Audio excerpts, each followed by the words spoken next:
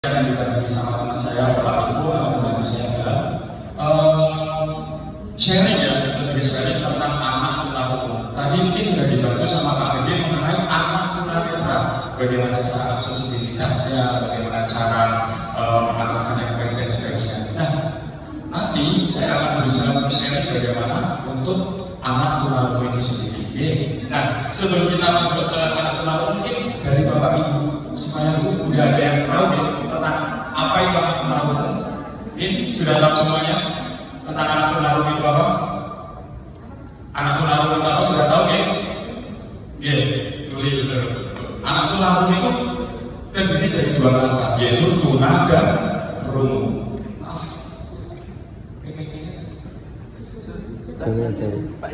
Ya bisa baca. Oke. Terdiri dari dua kata, ada kata tuna dan kata rungu. Tunarungu itu merupakan istilah secara umum yang diberikan pada anak yang mengalami kehilangan atau kekurangan kemampuan dalam mendengar, sehingga dia mengalami gangguan dalam melaksanakan kehidupan sehari-hari. Jadi nggak cuma hilang saja, nggak cuma kerusakan saja, bahkan hilang pun bisa disebut anak tunarungu apabila dalam kehidupan sehari-hari bermasalah seperti itu ya. Nah, terus anak tunarungu itu seperti apa saja? Sebab ada tiga tipe. Yang pertama ada tunarungu ringan, di mana kita bisa lihat tunarungu ringan ini seperti apa.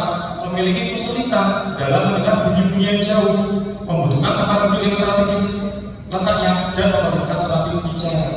Jadi untuk anak-anak tunarungu ringan ini biasanya masih bisa Pak, masih bisa diajak berbicara, tapi dengan intonasi suara yang cukup tinggi. Gak bisa kalau jawabnya itu hoi, hoi, ya Pak benar.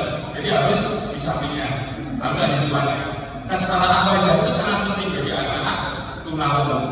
Dan untuk anak tunarungu ini, terutama yang ringan, itu tidak perlu menggunakan alat bantu dengar.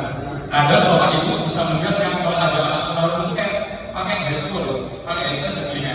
Nah, itu namanya alat bantu dengar untuk membantu mereka agar bisa mendengar suara dari lawan bicaranya seperti itu. Biasanya anak tunarungu ringan ini dari segi desibel itu bilang di bawah 40 Bapak Ibu. Seperti itu ya. Lalu di sini ada tunarungu sedang. Nah, di tunarungu sedang ini biasanya mereka ini mengerti bahasa percakapan, namun tidak dapat mengikuti kelas, membutuhkan alat bantu dengar, isyarat, dan terapi bicara. Nah, bagi anak tunarungu sedang ini sudah mulai menggunakan alat bantu dengar karena kehilangan kemampuan mendengarnya sudah di antara 40 sampai 90 desibel Bapak Ibu. Jadi ketika kita berbicara itu mereka sudah kayak sudah tidak dengar orang yang akan membutuhkan alat bantu dengar ini tadi. Selain itu juga membutuhkan isyarat untuk membantu. Nah, perlu kita ketahui bersama juga Bapak Ibu bahwa sebelumnya mindset kita kan ini kalau ketemu anak tunarungu itu kita pasti harus isyarat ya, kayak gitu ya. Oh, ada anak tunarungu saya nggak bisa isyarat, yang lain selama ini bisa dibantu, nggak bisa kayak gitu. Tapi kalau selamat pagi ada yang bisa dibantu, itu harus bisa dilihat, ya. Jadi fungsi utama dari isyarat adalah itu untuk membantu orang lain Bapak Ibu. Faktanya seperti itu. Contoh, huruf P sama B, gerak-geriknya sama B. Itu kalau kita lihat gerak bibir itu sangat susah sebenarnya. P, B, sama-sama bibir kita. P, B, ya, itu susah ya kurang untuk membacanya. Makanya fungsinya isyarat itu untuk membantu itu. Apabila ada kata-kata yang masih ambigu yang tidak jelas, dibantu dengan menggunakan isyarat seperti itu. Nah, lalu selanjutnya ada tunarungu berat atau tuli. Tadi kalau sudah bilang sekitar 40 sampai 90. Nah, kalau tunarungu berat ini seseorang yang hambatan mendengar tanpa bisa mendengar suara sama sekali, sehingga membutuhkan komunikasi total. Kalau yang berat ini benar-benar sudah tidak bisa mendengar sama sekali, alias sudah tidak bisa menggunakan alat pendengar. Bilangan desibelnya berapa? Sudah 90+. Jadi mau dipakai alat pendengar pun sudah tidak efek sama sekali Bapak Ibu. Makanya kenapa di sini membutuhkannya komunikasi total. Komunikasi total itu yang seperti apa ya tadi? Ada oral dipakai, ada isyarat dipakai. Kalau kita bilang selamat pagi, semuanya dulu yang kita pakai. Ya, kalaupun orangnya dia nggak bisa baca, ada isyarat yang membantu. Kalau dia isyarat tidak bisa tahu, gerak bibirnya yang membantu. Seperti itu. Jadi inti daripada komunikasi dengan anak-anak tunarungu adalah kesetaraan wajah, ekspresi kita, dan gerak bibir. Contoh, kita ingin mengisyaratkan senang ini. Senang itu isyaratnya gitu Bapak Ibu. Ya, gitu. Tapi kita ingin mengisyaratkan senang, tapi ekspresi kita kayak gini. Apa? Yang kita tahu apa? Gerah ya, bukan senang ya. Tidak ada ekspresi senang di situ. Padahal ekspresi senang itu gini. Ya, jadi ekspresi kita, gerak tubuh kita, dan gerak bibir kita itu sangat dilihat sama mereka. Makanya kesetaraan wajah ini sangat penting bagi anak-anak tunarungu, teman-teman tunarungu terutama. Lalu next. Nah, karakteristik tunarungu mungkin kalau dari segi teman-teman tunarungu sangat lihat lagi karena gak bisa melihat gitu ya dari segi fisik. Tapi gimana Pak?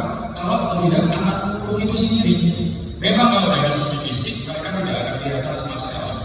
Tapi kita lihat dari aspek lain seperti intelijensi, bahasa bicara, emosi dan sosial. Nah, dari aspek intelijensi sebenarnya tidak ada masalah Bapak Ibu, mereka normal. Cuma karena informasi yang didapatkan kan terhambat oleh pendengarannya nih, jadinya mereka di bawah teman-teman yang lainnya. Padahal segala sesuatu informasi kita dapat dari apa? Dari mendengar. Bahkan kita sekolah dari TK dulu menjelaskan apa? Dari suara fisik, dari auditorium mereka mendengar. Karena masalah mendengarnya akhirnya kemampuannya terhambat. Jadi dari segi intelijensi tidak ada masalah.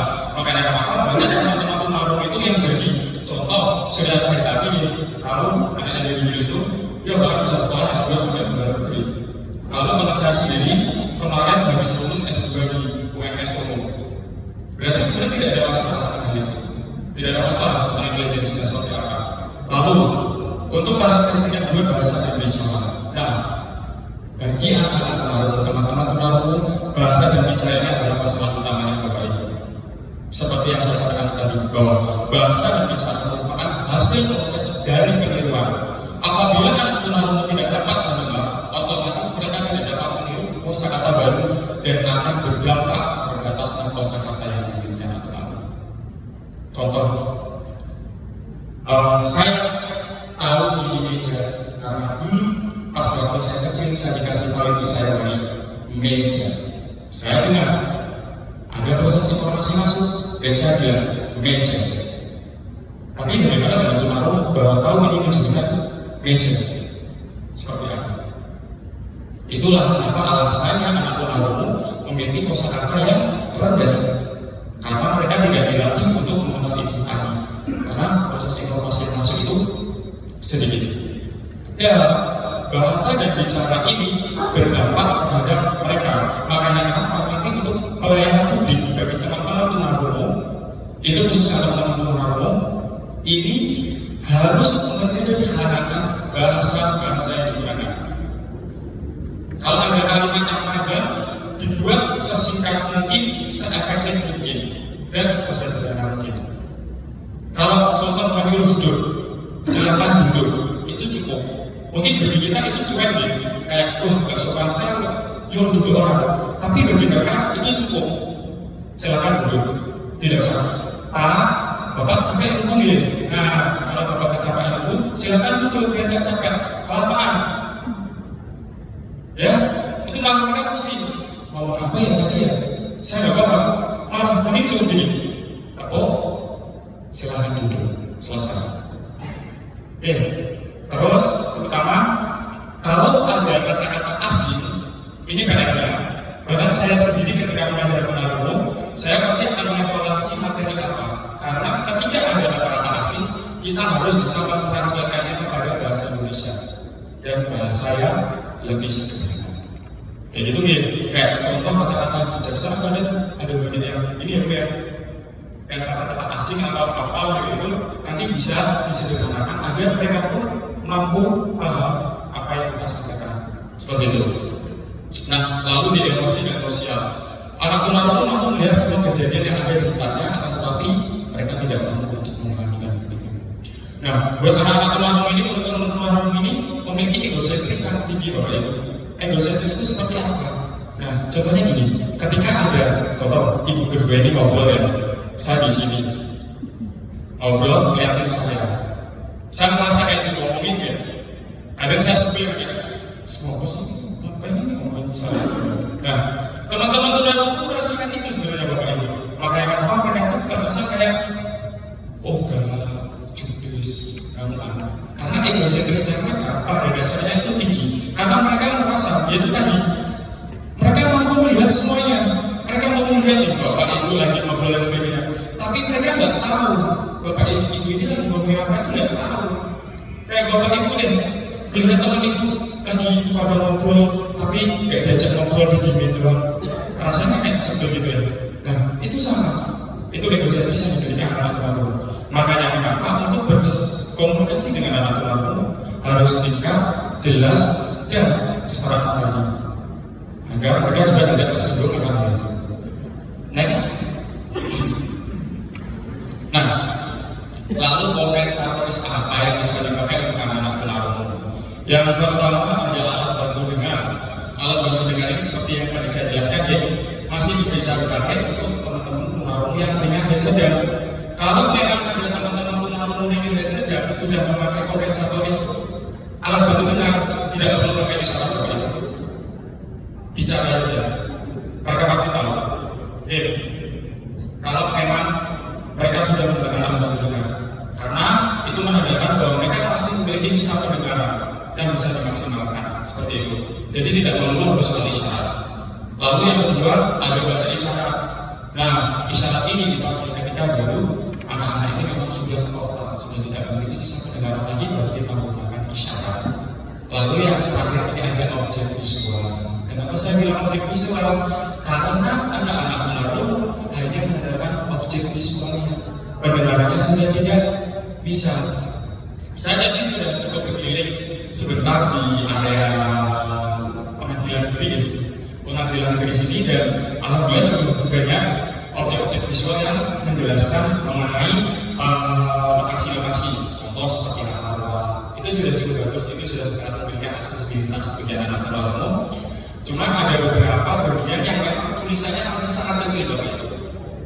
Jadi bahkan saya sendiri melihat kayak ini apa ya, kayak contoh Bapak tunjuk kayak gini itu masih sangat kecil, itu masih tidak kelihatan. Ya, terus juga kalau bisa di pelayanan, di bagian pelayanan itu ada spanduk atau teks running yang menjelaskan setelah ini tuh mereka harus apa, setelah ini tuh mereka harus apa, biar mereka pun bisa tahu dan mandiri, tidak harus didampingi oleh orang lain seperti itu. Secara visual sudah sangat bagus, saya lihat sudah ada semuanya, kan sudah ada informasi papan dan sebagainya gitu. Nah, oke, selanjutnya mari kita coba. Ya, monggo Pak Niko bisa dibantu untuk pelayanan untuk anak tunarungu itu yang baik seperti apa. Jadi mungkin dari awal tadi sudah dijelaskan karakteristik. Di sini saya menekankan bagaimana pelayanan anak tunarungu di pengadilan negeri ini bisa anak merasa nyaman, seseorang tuli. Jadi anak tunarungu itu biasanya lebih senang untuk dipanggil tuli, bukan baru. Seperti itu.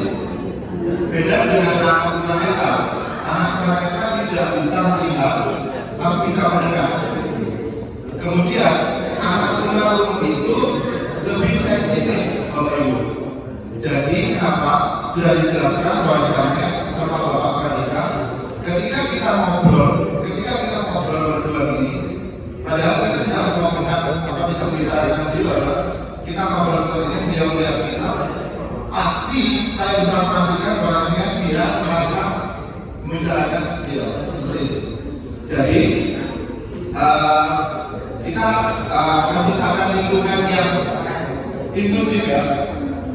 Bagaimana kita bisa menciptakan lingkungan yang inklusif itu simpel saja. Caranya hanya kita bisa memposisikan sebagai beliau, sebagai tunarungu, seperti itu. Konsepnya seperti itu. Bagaimana kita menciptakan lingkungan yang inklusif, kita harus memposisikan jadi beliau. Bagaimana kita menerima pelayanan itu dengan baik, itulah yang ingin kita rasakan sebenarnya. Gitu. Jadi dari awal tadi, sebelum kita mencoba abjad dan ada video sedikit greeting dari selamat dan pelayanan dan sebagainya, saya ingin menekankan bahwasanya ketika kita menciptakan lingkungan yang inklusif, maka kita harus memposisikan jadi beliau. Ketika beliau datang ke sini, jangan sampai dia mendapatkan ekspresi yang kurang nyaman. Satu, itu yang perlu digarisbawahi, itu anak-anak. Ketika beliau datang ke sini, sambut dengan ekspresi, sudah dijelaskan sama Bapak Wanita, harus ekspresi. Contohnya, selamat datang Bapak, ada yang bisa saya bantu. Itu yang mungkin ekspresif yang pertama kita sampaikan. Jadi apa yang beliau terima itu dia tidak merasakan, Bapak ini jelek banget. Ketika saya di sini penerimaan dari awal saya seperti ini, orang mana yang bisa saya bantu di sini, orang mana yang bisa saya orang mana yang bisa membantu saya dengan baik, gitu. Jadi ketika permisi Bapak ya, Bapak sendiri umumnya yang berada di depan mungkin. Jadi saya berpesan dan garis bawahi yang berada di depan harus ekspresif dan penuh suara yang simpel dan jelas. Maka jangan terlalu panjang seperti itu. Ada yang bisa saya bantu, bisa. Mohon maaf, tidak perlu. Jangan khawatir Bapak Ibu, jangan khawatir sama anak tuli, sama orang tuli. Ketika dia sudah dewasa, jangan sampai punya pemikiran, oh iya, Bapak itu tunarungu, saya tidak bisa ngomong, saya mengalihkan muka. Jangan seperti itu. saya yakin Bapak Ibu, karena dari proses yang kecil menerima pendidikan sampai dewasa, dia menerima bahasa ibu. Untuk anak tunarungu saja, anak tuli, orang tuli, ketika dia diajak ngomong bahasa ibu, dia pasti ngerti. Saya yakin, nggak usah kamu kita belajar bahasa, harus ini dasar. A, B, C itu dasar. Kalau tidak ada bahasa kata yang mungkin kita tidak mengerti, kita boleh mengeja A, B, C seperti apa, ini kunci dasarnya seperti ini. Jadi saya harapkan ketika Bapak security atau yang bertugas yang ada di depan, jangan khawatir, yang terpenting adalah menerima dengan ekspresif yang baik. Saya mendatangkan seperti itu. Jadi ketika kita memberikan kita membuat lingkungan yang inklusif, sudah dikasih sama ada buku 1 sama itu tadi, tujuan kita di sini adalah kita membantu lingkungan yang inklusif, membuat disabilitas itu nyaman di sini, seperti itu. Jadi bukan itu kita memberikan ucapan yang mungkin beliau merasa nyaman, kita merasakan jadi beliau. Ketika beliau menjadi saya juga senang, pasti senang, itu kan. Itu ya. Jadi yang pertama sambut dengan ekspresi. Kemudian Bapak perlu apa? Mari ikut saya diantar. Kemudian kalau tidak bisa bahasa isyarat, satu, jangan khawatir. Sekarang ada kemajuan zaman Bapak. Sekarang ada kamus CV, ada beliau sudah bisa menulis,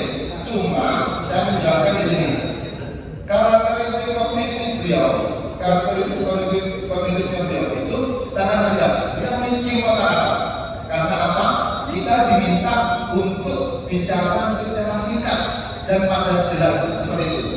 Nggak usah berbelit-belit seperti apa. Terutama staf semuanya. Jadi di sini harus paham bagaimana kita melayani anak tunarungu seperti itu. Ketika dia datang kemudian kita menjelaskan panjang lebar dan kata yang rumit menurut dia pasti nggak paham. Mungkin ini contoh, saya pernah mengajar pengalaman Surabaya itu. Ketika saya ngomong dia aja kalau ngomong SPOK-nya tidak terkatakan dengan ragu. Umumnya kalau kita ya sebagai warga dengar, umum orang dengar, kita pasti bicaranya saya makan di sekolah. Tapi Bapak, Kalau anak tunarungu, anak tuli, biasanya itu kosakatanya tertukar terbalik dan saya yakin kita nggak bakal bisa baca tanpa adanya nalar. Oh ini mungkin ini. Saya makan di sekolah, umumnya orang dengar seperti itu. Tapi kalau beliau bilangnya ini, saya dimakan sekolah, seperti itu, pasti kembali. Apalagi kalau chatnya panjang gitu, chat romantis jadi nggak romantis yang sekali ini. Cuma beliau itu harusnya mendapatkan kenyamanan harusnya, karena dia beda dengan anak tunarungu, anak tunanetra yang dia tidak bisa melihat. Dia melihat ekspresinya beliau sangat lama, dia bisa merasakan. Benar, ketika dengan anak disabilitas kita harus menggunakan hati dengan penuh rasa. Jadi ketika kita bisa memposisikan dia dengan baik, dia juga pasti merasa nyaman secara tidak langsung. Itu aja mungkin layanan dari awal. Yang pertama harus bisa mendengar ekspresi. Yang kedua dengan kata yang tidak ada pemborosan kata, singkat, jelas dan padat. Itu ya, karena itu tadi kembali lagi miskin kosakata, ya miskin. Jadi yang perlu saya berikan ke Bapak Ibu semuanya, jangan perlu takut untuk berkomunikasi dengan anak tunarungu, karena dari prosesnya dia untuk menjadi dewasa, dia mendapatkan bahasa ibu, dia mendapatkan bahasa yang mungkin mereka sudah mengenal dasar. Untuk kalau Bapak Ibu di sini sudah menghafalkan dasarnya di sini, karena kita sudah punya buku saku yang sudah ditekankan sama ibu bahwasanya kita harus menerapkan buku ini. Gitu. Simpel Bapak Ibu, simpel sekali untuk CV. Karena ada dua, CV dan disindo.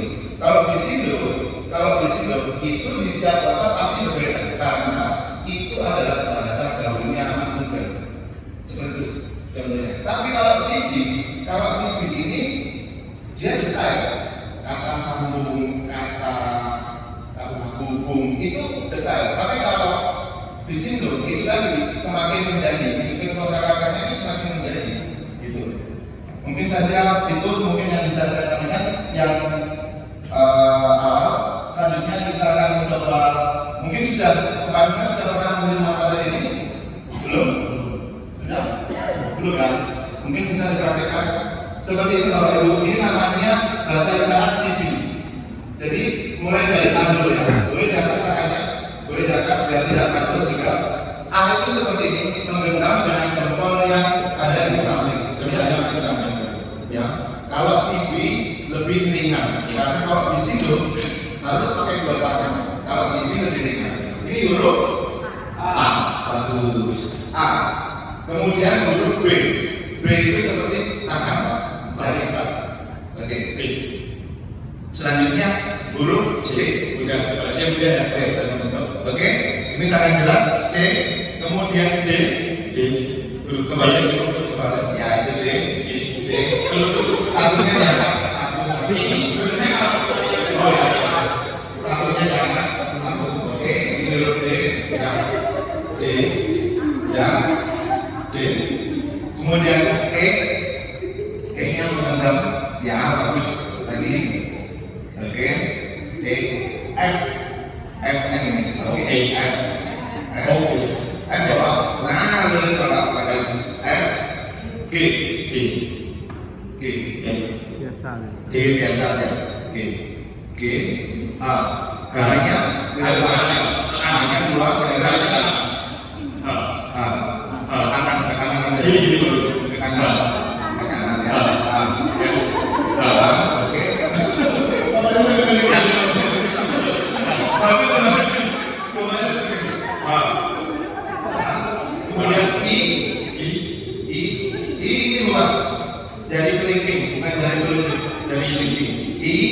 kemudian nyambung ke J, J-nya menggantung dari balik ini. Yaitu huruf J, dari kelingking juga. Oke, dari kelingking. Di J, oke, apa yang belakang ini? Apa yang di belakang ini?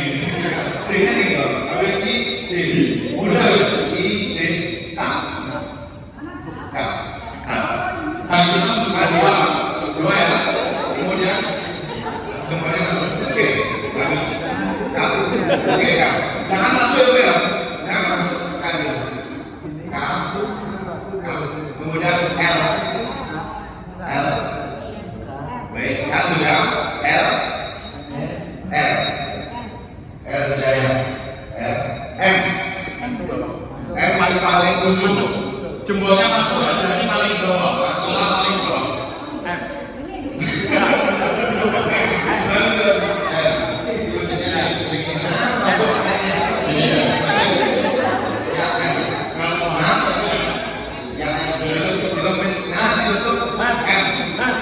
Ibu ya jempolnya tak nyampe gimana?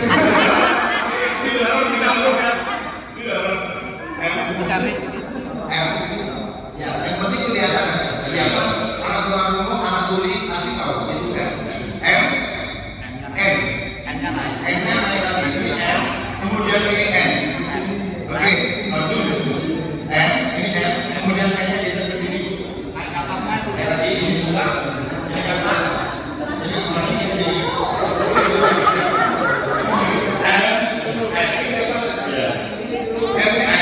Ini M ya. Ini M bentuk seperti ini M. Kemudian N-nya di sini ini bentuk ya. Nah bagus jalan M. Nah bagus M bagus M sudah M O. Oke. Sekarang P itu seperti huruf K. Hadapnya ke bawah. P. Bagus. P. I love you kakak gitu. Kalau gitu I love you. P. Nah, hadapnya ke bawah. Oke. Ya. P. Oke, P. Sudah. P. Sekarang habis P, Q. Q-nya ini seperti huruf U tapi ke bawah. Dan Q, R. Oke. R. S. Nah, X ini huruf apa itu? Tapi posisi jempolnya di depan. Betul. Kalau yang apa di jempolnya di samping, karena ini bisa jadi huruf A. Ya. Ya, ini A, ini S. Hampir mirip seperti huruf A. A di samping sebelah di luar. Sekarang S-nya di depan. Ya, itu A. Nah, ini S. Bagus. Ya, S. A. Jangan diketang ini apa kan? Kayak orang menantang, orang tuli nanti. Ayo, jadi tunjukin hurufnya. S. S sudah. Ya, S. Bukan biasa saja. Makanya Oke. Ke depan karena biar jempolnya kelihatan. Ya, betul. Bukan biasa. Bagus kan? S. Sekarang huruf T. T-nya jempol berdiri dikasih ini. Jempol berdiri dikasih telunjuk. Ditutup bagus. Nah, bagus. Jempolnya berdiri dikasih telunjuk. Oke. T. Sekarang huruf U. Oke. U. Kemudian huruf U sudah V. W. X. Y. Z. Oke. Ringan saja. Itu singkat. Kemudian S is X. Ingat seperti itu. Iya. L I E. Sorry. E. D. Oke. N. Sudah. Lian. Ibu lian dulu. Tangan. Namanya saja lihat. A. L. D. A. N. A. pagi, siang, dan lain sebagainya. Nanti ada video bisa kita lihat bersama-sama, kita praktekkan lagi, oke? Bisa dibilang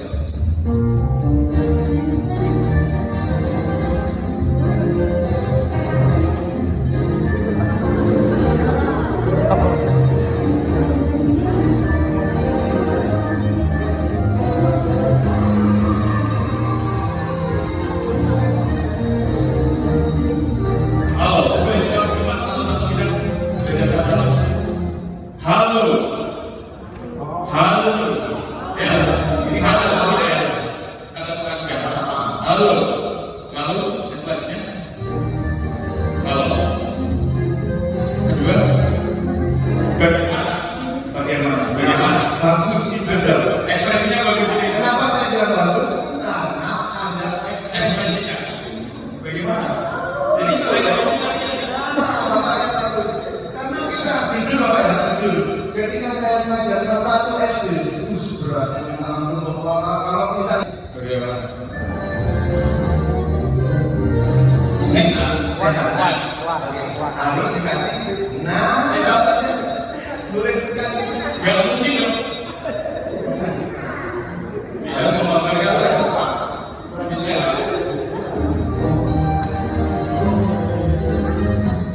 Oke, di sini ada nama.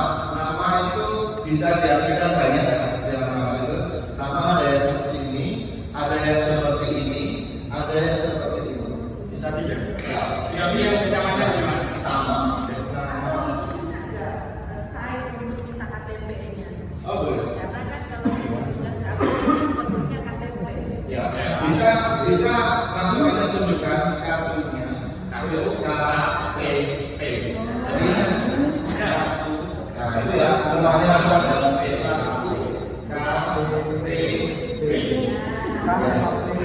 Kenapa saya bilang ini adalah kunci ilmu dasarnya tadi adalah yang kita tadi A B C itu tadi. Jangan lupa orangnya bahwa itu takut. Jadi, nah, kita kan nggak, kalau kita nggak biasa ngobrol sama orang, kita ikut gagap. Jangan. Ini sering terjadi loh itu. Ini sering terjadi. Kita ngobrol sama mereka yang, jadi kita ngomong kan. Jangan. Tetap kita harus ngomong kartu KTP. Ya, jadi kita bisa kartu KTP mana? Ya, ekspresi tetap makanya menghadapi itu capek minimal sih harus keras dulu. Itu sudah ada dulu. Itu kenapa? Nah, gitu. Ekspresi itu ya. KTP mana? Disiapkan Bapak Ibu pertanyaannya apa untuk menanggulangi ketika ketemu dengan teman-teman. Siapkan pertanyaannya, mungkin kita bisa membantu. Kita di sini sama-sama sharing untuk menciptakan lingkungan yang ramah disabilitas untuk inklusif ya seperti itu. Selanjutnya Lanjut Pak. Oke. Stop dulu. Tadi kan ada nama. Dia nama. Ininya siapa? Siapa? ini seperti ini jempolnya siapa tidak? Siapa? Siapa? Nama siapa? Nama siapa? Nama siapa? Ulangi ya. Siapa nama kamu? Boleh. Siapa nama kamu? Nama boleh seperti yang tadi ya. Ada contohnya nama. Sama. Oke. Siapa nama kamu? Oke. Belum Pak. Stop. Ada lagi tadi? Oh udah. Oke, stop. Nah ini, selamat juga gitu. Ada beberapa macam juga. Yang pasti dipakai dulu itu selamatnya seperti ini. Selamat. Ya, selamat. Tetap mengenal. Selamat pagi. Pagi. Matahari terbit. Terbit. Ya terbit. Jadi filosofinya terbit ya. Selamat pagi. Selamatnya itu diingat selamatnya. Selamat datang. Dia balik lagi kan datang. Jadi datang. Ingatnya datang itu. Jadi jawabannya apa datang juga? Datang. Dia datang ke kita kan? Datang. Selamat datang. Selamat pagi. Karena matahari terbit. Ya. Karena kalau siang Pak, kalau siang pagi seperti ini. Kalau siang matahari Panas. Dia bersinar dia. Ya. Sedang panas-panas. Selamat siang. Siang. Oke. Selamat siang. Oke. Ya. Kalau sore Bapak, selamat sore. Turun. Pembukaan. Ya tidurnya pembukaan. Kan matahari Mulai turun ya. Ya bisa dia. selamat sore. Mulai turun. Boleh nanti dianu sama teman-teman yang kata selamat sore. Praktek ya. Makanya gini. Kemudian selamat malam. Selamat malam. Untuk pagi. Mataharinya hilang. Habis terbit ya. Malam. Ganti lampu. Ya. Ya. Kemudian, oke, lanjut Pak.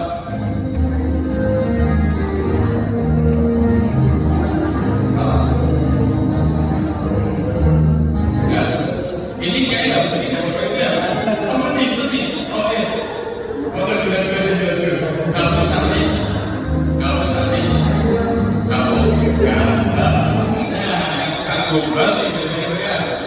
Ya sudah bawa sama pacarnya, sama suaminya, dua-dua anak besar.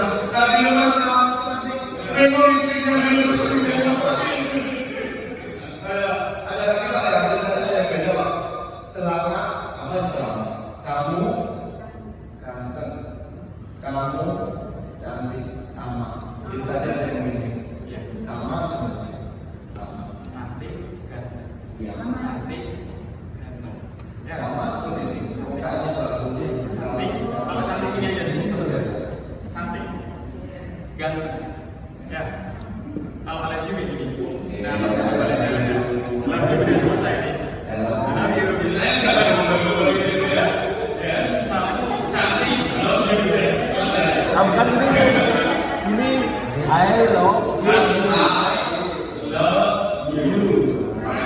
Kayak gini cepat ya. Dari diri khas semuanya I jadi satu. love Jadi ada ya. Seru ya Bapak ya. Dari hasilnya. Oh iya, sama tadi Pak Ito.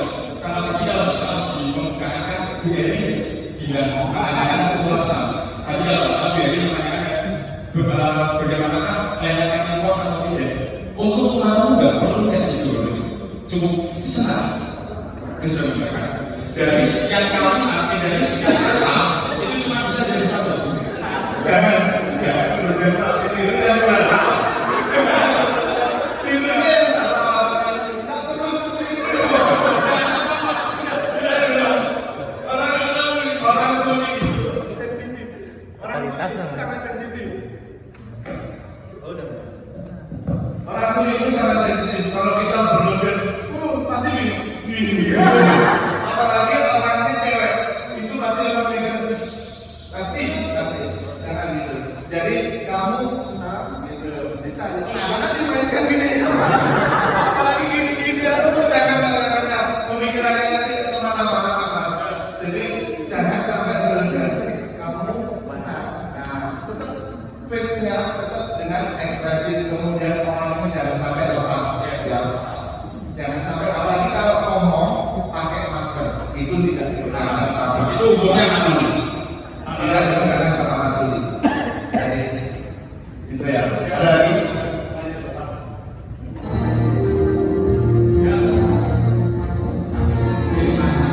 Oke, ini ya. Ini yang penting karena pelayanan pertama. Ketika sudah memberikan pelayanan semuanya, terima kasih. Tentu ini Terima kasih. Sampai terima kasih. Udah ya? Ya, ini Oke, sama-sama. kemudian kalau selanjutnya Pak. Sama-sama. Oke. Ketika sudah memberikan salam terima kasih, kita bisa menjawab sama-sama. Jadi ketika ada waktu ke sini memberikan terima kasih sudah. Nggak dapat latihan gitu, pasti. Jawabnya sama-sama. Seperti itu ya. Saya juga. Selanjutnya. Terima kasih saya juga sama-sama. Nah, lihat ekspresinya beliau. Wah keren, matanya melotot. Mukanya apa? Wah. Ekspresinya Seperti itu. Wah keren. Lanjut.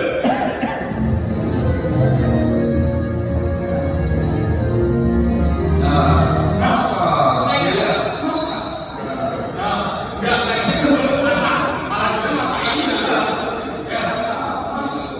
Masa. Ya, kita juga menggambarkan anak bingung. Masa. Jangan masa. Ya, kayak gini. Iya beda persepsinya mereka adalah masa karena ekspresi kita tidak menggambarkan masa pasti mereka gitu karena dia adalah miskin kosakata seperti itu karena positif kognitifnya dia seperti itu. Selanjutnya nah kok bisa selanjutnya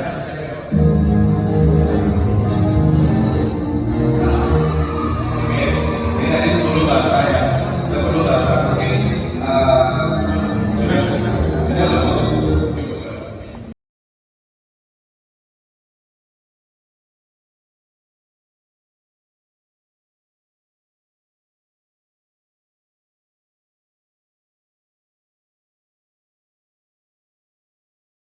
Toilet, pipis seperti itu, pipis.